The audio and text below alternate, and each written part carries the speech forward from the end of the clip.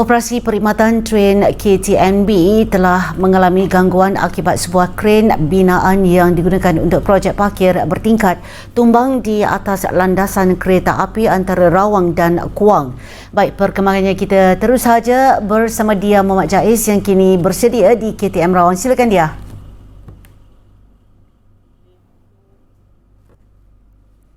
Baik Nurni, difahamkan insiden yang berlaku ini juga menyebabkan kekecauan kepada perkhidmatan bukan sahaja KTM komuter untuk pengguna, malah juga untuk ETS serta KTM Kargo. Dan ketika ini sebenarnya saya bersama dengan Ketua Pegawai Eksekutif Kumpulan KTMB, Datuk Muhammad Rani, untuk membincang ataupun menceritakan sebenarnya kenapakah insiden ini berlaku. Baik Datuk Muhammad Rani, mungkin boleh kongsikan punca kepada insiden ini Datuk.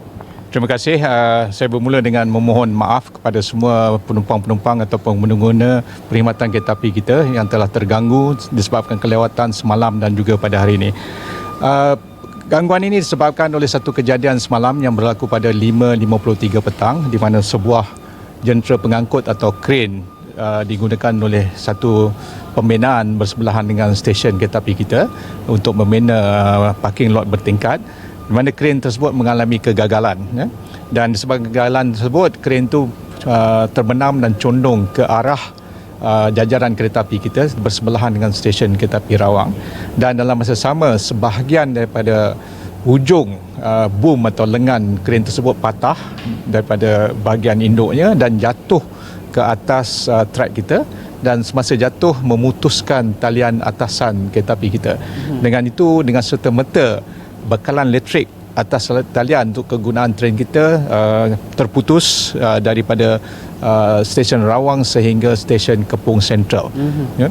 Jadi ini juga menyebabkan perkhidmatan kita tergendala. Kita tidak boleh melalui sektor ini, dan disebabkan tersebut perkhidmatan kereta api kita diberhentikan sehingga kerja-kerja pemulihan dapat dilakukan. Okay. Baik Datuk, setakat satu tengah hari, sudah berapa peratus kerja-kerja perbaikan ini telah dijalankan dan mungkin bila dijangka perkhidmatan ini boleh beroperasi sepenuhnya? Baik, kita bermula bekerja immediately selepas kejadian tersebut berlaku dengan memastikan segala halangan dan gangguan elektrik semua telah disahkan selamat, dan kita masuk tapak dalam masa 1 jam selepas kejadian. Dan perkara pertama yang kita lakukan malam tadi adalah untuk membersihkan kawasan landasan dengan serpihan-serpihan kren yang putus di atas landasan. Dan yang kedua, untuk memastikan kren yang condong ke arah landasan adalah selamat untuk kita melakukan kerja di bawah. Dan kita telah membuat pembersihan semalam daripada tengah malam sehingga pagi tadi, dan sebahagian dari kerja-kerja pemulihan overhead line telah dilakukan sebanyak lebih kurang dalam 25% ke 30%.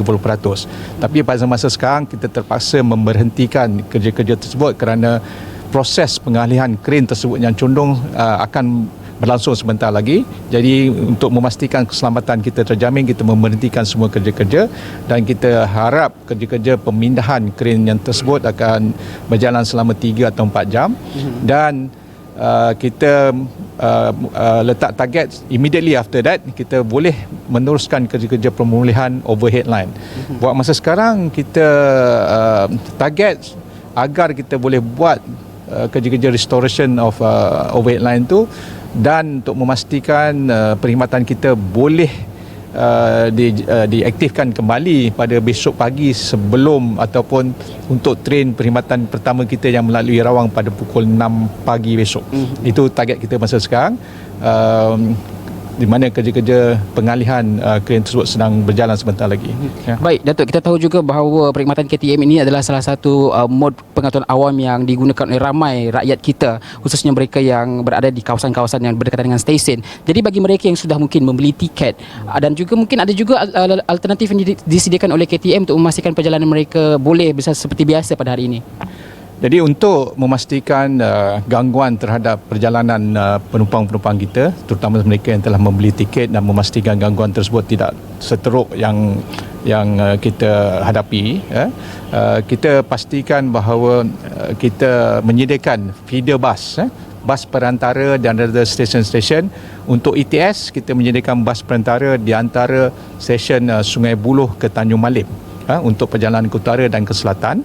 mungkin akan berlaku kelewatan, tetapi perjalanan tersebut akan lebih selesa. Dan yang keduanya, untuk perkhidmatan komuter, kita menyediakan bas perantara di antara stesen Sungai Buloh ke Serendah dan sebaliknya. Kita menyediakan lebih kurang 28 bas untuk perkhidmatan tersebut. Tetapi untuk perkhidmatan kargo, kita memerhentikan perkhidmatan kargo untuk sementara waktu sehingga kita dapat clearkan track kita dan overhead line kita.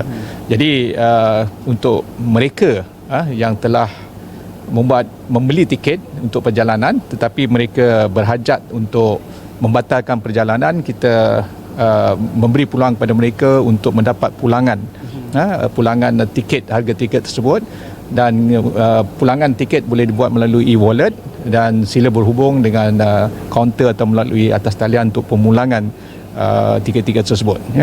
Okay. Baik, terima kasih Datuk atas penjelasan itu tadi, dan kepada anda di luar sana boleh mendapatkan maklumat terkini berkenaan dengan perkhidmatan KTM daripada laman sosial media rasmi mereka. Baik Nori, saya kira itu saja perkembangan dari KTM Rawang. Teruskan dengan laporan berikutnya.